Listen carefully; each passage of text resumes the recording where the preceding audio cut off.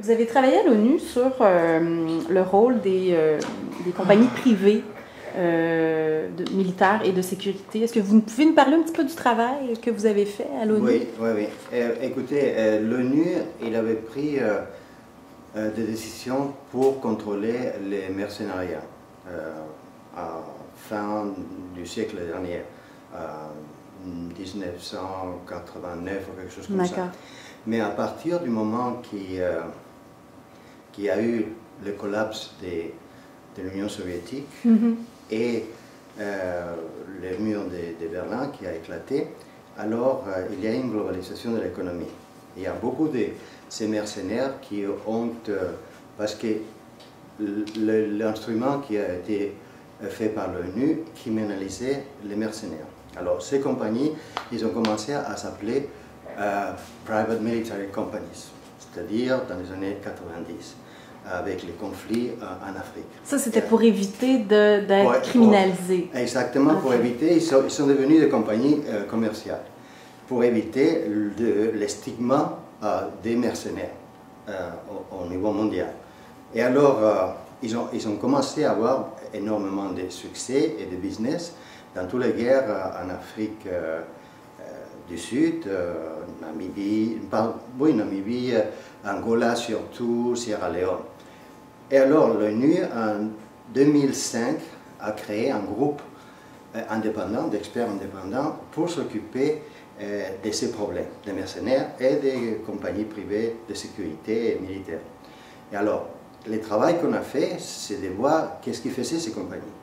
Et les conclusions, c'est qu'on arrivait à dire, il faut, les 5 experts, qu'on était des 5 régions du monde, il faut faire quelque chose parce qu'ils n'ont pas de contrôle. Ils sont des compagnies qui s'auto-régularisent elles-mêmes, mais ils n'ont pas de contrôle. Alors il faut faire quelque chose.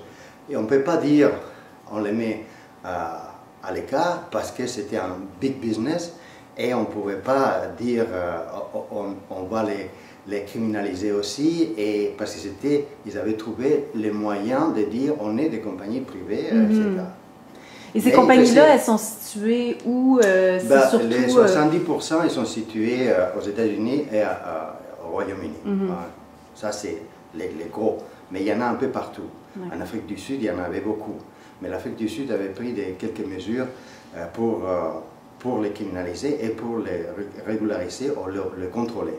Alors, ce qu'on a fait, on a dit il faut faire un instrument, puisqu'ils sont en dehors de tout contrôle, et avec la convention qu'il y avait des mercenaires, on ne peut pas les contrôler, parce que ce sont des multinationales. Alors, on va faire un instrument, on va proposer un instrument. On ne peut pas faire l'instrument, nous, mais on peut proposer, et on a rédigé tous les articles, justement, qui touchaient à la souveraineté des États.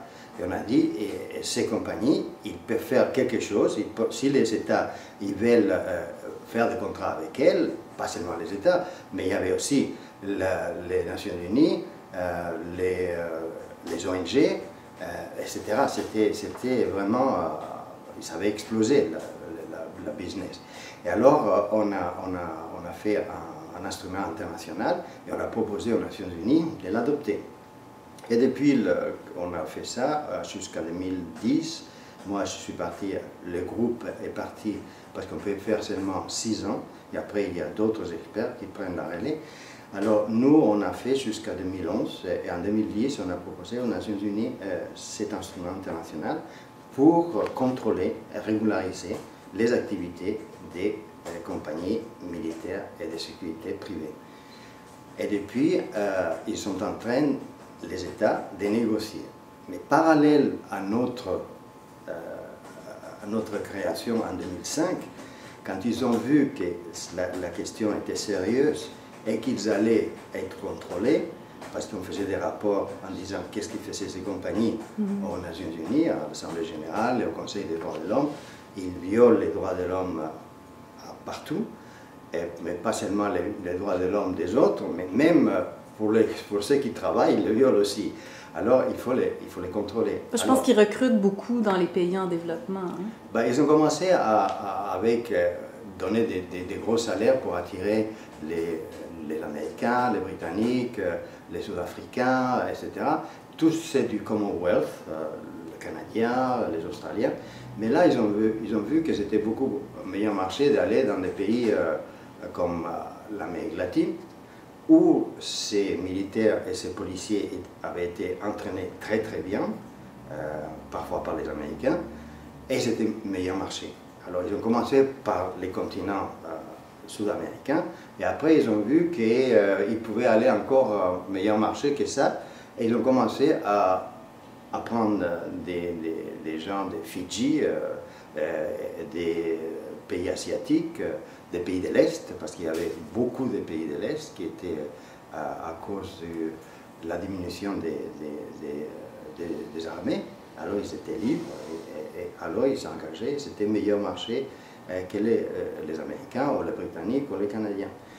Et ils sont allés jusqu'à la fin, maintenant, c'est les Ougandais et les Africains, parce que c'est les meilleurs marchés. Voilà, ça c'est arrivé là. Mais ce que je voulais vous dire, c'est qu'en 2005, quand nous avons été créés, il y a un autre, parallèle à notre mandat, les associations qui avaient ces compagnies privées militaires et de sécurité se sont mis d'accord avec quelques pays pour lancer un autre mouvement d'être régulé, c'est-à-dire de donner un peu de légitimité à ces compagnies. Et ils sont, et parallèlement, ils ont créé des instruments avec les États-Unis, la Suisse et le Royaume-Uni, et deux associations, une britannique et une américaine, qui registraient à peu près le gros de ces compagnies privées militaires. Et alors ils sont arrivés à faire un International Code of Conduct, un code de conduite internationale. Voilà. Et maintenant, c'est qu'on arrive maintenant à 2013 et ils ont créé une association justement pour dire qui veut être dans cette association, il faut payer et les États ils vont payer. Et cette association, elle va être en Suisse. Elle va être, le siège, ça va être en Suisse. Et il y a déjà 659 compagnies. Et des 659 compagnies, il y en a énormément de ces compagnies qui ont violé les droits de l'homme. Vous avez Blackwater qui a changé de nom, vous avez Triple Canopy, vous avez Executive Outcomes qui a changé 3 fois de nom et maintenant c'est Aegis. Vous avez DynCorp qui a violé les droits de l'homme avec un contrat des Nations Unies dans les pays des Balkans, pendant la guerre du Balkan. Et il y a un film extraordinaire, je ne sais pas si vous avez vu, le Whistleblower, qui relate ces violations des droits de l'homme, c'est-à-dire les trafics d'êtres humains. Et ça, c'était avec un contrat des Nations Unies. Et ils n'ont jamais été sanctionnés. Ni Blackwater, ni DynCorp, ils n'ont jamais été sanctionnés. Et pourquoi c'est en Suisse le siège social? Est-ce qu'il y a un lien avec l'ONU? Ben, ces compagnies, ce qu'ils cherchent maintenant, parce que le cartel a été établi, et ce qu'ils cherchent, c'est surtout avoir les programmes des Nations Unies et de toutes les institutions spécialisées, parce que jusqu'à maintenant, ils ne sont pas très légitimes, et nous, quand on était là, on a critiqué l'ONU d'engager ces compagnies privées, jusqu'au point que moi je me souviens d'une conversation avec un autre fonctionnaire des Nations Unies qui était dans les procurement, c'est-à-dire les achats, et j'ai reproché, j'ai critiqué qu'il y avait des compagnies privées comme ça dans la liste des compagnies sous l'ONU qui pouvaient être engagées. Et la réplique qu'il m'a donnée, mais est-ce qu'ils ont été, il y a un jugement ou quelque chose les condamnant? Et c'est vrai, ils n'ont jamais été condamnés. Mais maintenant, les Nations Unies, de leur part, ils ont cherché aussi à être plus crédibles pour engager ces compagnies privées. Et ce qui va donner une légitimation, ils ne sont pas légales, parce qu'ils sont en dehors des Nations Unies, mais ça les légitime pas mal. Et là, ils ont fait comme un guideline dans quelles circonstances on peut on peut donner des contrats à ces compagnies privées, militaires et de sécurité. Et ce qui est intéressant, c'est qu'au mois de juillet, ce mois-ci, je crois que c'est le 31 juillet, il y a une réunion à très haute sphère aux Nations Unies à New York, justement pour cette question-là. Dans quelles conditions ils ont fait les guidelines, et maintenant ils proposent ça. Et de l'autre côté, il y a cette association, ce cartel, qui va être définitivement consacré au mois de septembre. Ils ont déjà combien il faut payer les compagnies, combien ils s'attendent d'argent des États qui sont intéressés. Il y a la Suisse qui a donné déjà 300 000 $ ou 400 000 $, le Royaume-Uni qui a donné aussi un chiffre comme ça, et les compagnies devront payer et ils attendent d'avoir des bénéfices. Il y a, comme je vous disais, il y a déjà 659 compagnies. Et jusqu'à maintenant, il n'y a pas de critères pour les accepter. Mais avec cette association, ils disent on va les contrôler, mais les contrôleurs eux-mêmes, ils se contrôlent. C'est-à-dire que c'est les compagnies et les gouvernements qui sont intéressés. Et qui est à la tête de ce cartel-là? Ben, les associations et les pays qui sont intéressés. Les pays qui sont intéressés, c'est le Royaume-Uni, les États-Unis, l'Australie aussi qui va donner de l'argent, et la Suisse, parce que la Suisse, elle tient tout le droit international humanitaire, c'est-à-dire les conventions de Genève. Alors il faut que dans les conventions de Genève, ces compagnies, ils peuvent aussi, du moment ils peuvent intervenir, du moment qu'ils ne sont pas directement, ils ne prennent pas part au conflit. Mais ça, c'est une notion très vague. Ouais. Parce que par exemple, vous avez les chauffeurs qui amènent des munitions ou qui amènent des choses et qui ne sont pas directement impliqués dans les conflits, c'est-à-dire ils ne font pas avec une arme, ils ne vont pas contre les rebelles dans un conflit armé, mais où s'arrête le conflit d'être impliqué directement dans les conflits. Ça, c'est une notion très vague qui n'est pas définie dans les droits internationaux humanitaires. Et c'est pour ça que, naturellement, la Suisse est très impliquée pour ça.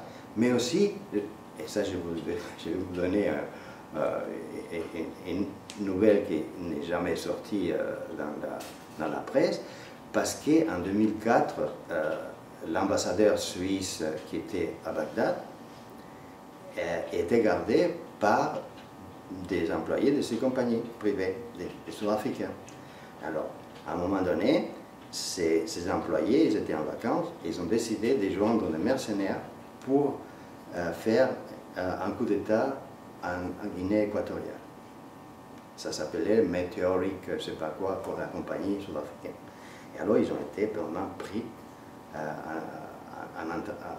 l'intention de faire le coup d'État en Guinée équatoriale. Et là, c'était mal vu que l'ambassadeur suisse était gardé par ses employés. Et parce qu'il faut quand même garder un certain prestige et donner la légitimité à ces compagnies.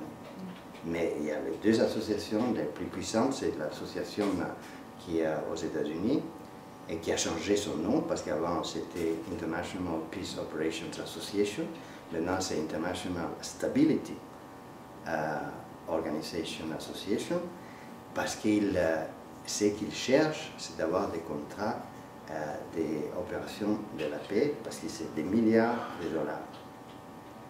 Et apparemment, les Nations Unies sont maintenant beaucoup plus ouvertes avec une guidelines qu'ils ont adoptées et qui vont discuter au mois de juillet à New York. Et l'association, elle va être lancée au mois de septembre.